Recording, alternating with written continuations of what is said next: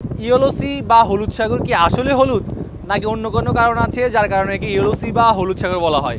Hello everyone, আসসালামু আলাইকুম। আমি রিফাত আলম মহিম। আমরা এখন আছি ইয়েলো সি বা হলুদ সাগরে। আজকের ভিডিওতে আমরা জানতে চেষ্টা করব ইয়েলো সি বা হলুদ সাগর সম্পর্কে। আশা করছি পুরো ভিডিওর সাথেই থাকবেন।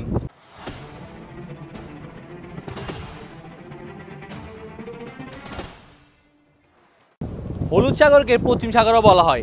এটি পশ্চিম প্রশান্ত মহাসাগরের একটি প্রান্তিক সাগর যা চীনের মূল ভূখণ্ড এবং কোরিয়ান উপদ্বীপের মধ্যবর্তী স্থানে অবস্থিত। এটিকে পূর্ব চীন সাগরের উত্তর পশ্চিম অংশ হিসেবে বিবেচনা করা হয়, আর এই উত্তর পশ্চিম অংশকে বোহাই সাগর বলা হয়। বোহাই সাগরকে বাদ দিলে হলুদ সাগর উত্তর থেকে দক্ষিণ দিকে 960 কিলোমিটার এবং পূর্ব থেকে পশ্চিম দিকে প্রায় 70 কিলোমিটার পর্যন্ত বিস্তৃত। এর আয়তন 3,80,000 বর্গ কিলোমিটার। হলুদ সাগরকে অগভীর সাগর হিসেবে বিবেচনা করা হয়, কেননা এর গড় গভীরতা 44 মিটার এবং এর সর্বোচ্চ গভীরতা 152 মিটার।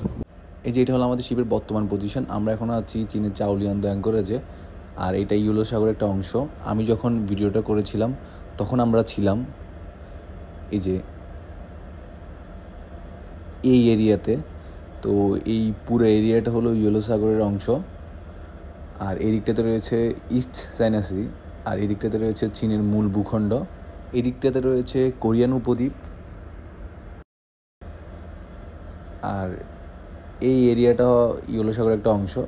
মূলত ইয়েলো সাগরের পূর্ব পশ্চিম অংশকে বোহাই সাগর বলে। এই যে এটা হলো বোহাই সাগর। এবার আসি এর নামকরণ নিয়ে। কেন একে হলুদ সাগর বলা হয়? একে হলুদ সাগর বলা হয় এর পানি রঙের জন্য, কেননা এর পানি রং কিছুটা হলদে। এর প্রধান কারণ হলো এর পশ্চিমে রয়েছে গভীর মরুভূমি। যখন স্যান্ডস্টর্ম বা বালিঝড় হয় তখন এর বালুকণা এই সাগরে চলে আসে এবং এর পানির সাথে মিশে যায়, যার কারণে এর পানির রং কিছুটা হালকা হলদে রং ধারণ করে। এছাড়াও চীনের প্রধান নদীগুলো থেকে, বিশেষ করে হুয়াংহুয়া বা হলুদ নদী থেকে প্রচুর পরিমাণ বালি এবং পলি এই সাগরে আসে। গবেষকদের মতে এই সাগরটি বছরে প্রায় 1.6 বিলিয়ন টনেরও বেশি পলি এবং বালি গ্রহণ করে। এই কারণে এই সাগরের রং হলদে থাকে। তবে সাম্প্রতিক সময়ে লক্ষ্য করা গেছে এর পানি দূষণ বৃদ্ধি পাওয়ার কারণে এবং পানিতে তেলের পরিমাণ বাড়ার কারণে এর হলুদ রং কিছুটা কমে গেছে।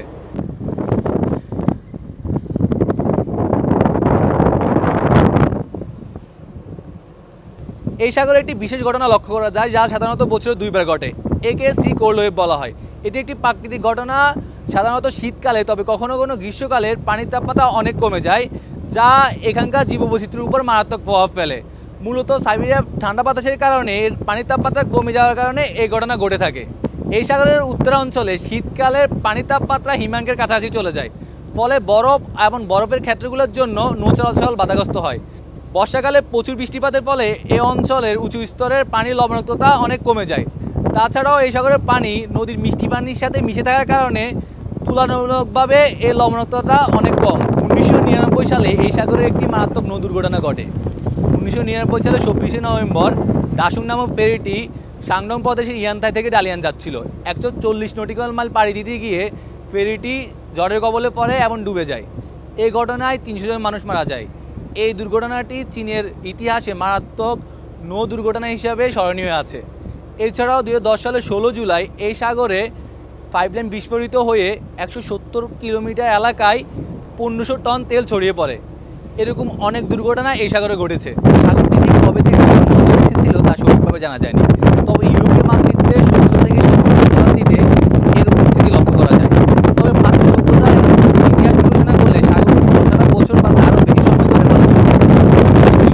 তবে 700 থেকে 1300 শতাব্দীর মধ্যে তাং এবং সং রাজবংশের সময়ে হলুদ সাগর বাণিজ্য এবং সংস্কৃতির প্রধান কেন্দ্র ছিল। এই সময় চীন এবং কোরিয়ার মধ্যে বাণিজ্য এবং কূটনৈতিক সম্পর্ক বৃদ্ধি পায়। তবে বর্তমান সময়ে চীন, উত্তর কোরিয়া, দক্ষিণ কোরিয়ার জন্য হলুদ সাগর গুরুত্বপূর্ণ বাণিজ্যিক এবং সামরিক স্থান। এটি একটি ব্যস্ততম সামুদ্রিক পথ যা বিভিন্ন দেশের অর্থনীতিতে গুরুত্বপূর্ণ ভূমিকা পালন করছে। এসব ঘটনার মাধ্যমে হলুদ সাগরের ইতিহাস গঠিত হয়েছে, যা রাজনৈতিক, সাংস্কৃতিক এবং অর্থনৈতিক ক্ষেত্রে গুরুত্বপূর্ণ ভূমিকা পালন করছে। তো আজকের ভিডিও এখানে শেষ করছি। দেখা হবে অন্য কোনো ভিডিওতে। ততদিন পর্যন্ত সবাই ভালো থাকবেন, সুস্থ থাকবেন, নিজের খেয়াল রাখবেন এবং আশেপাশে মানুষের যত্ন নেবেন। ধন্যবাদ সবাইকে।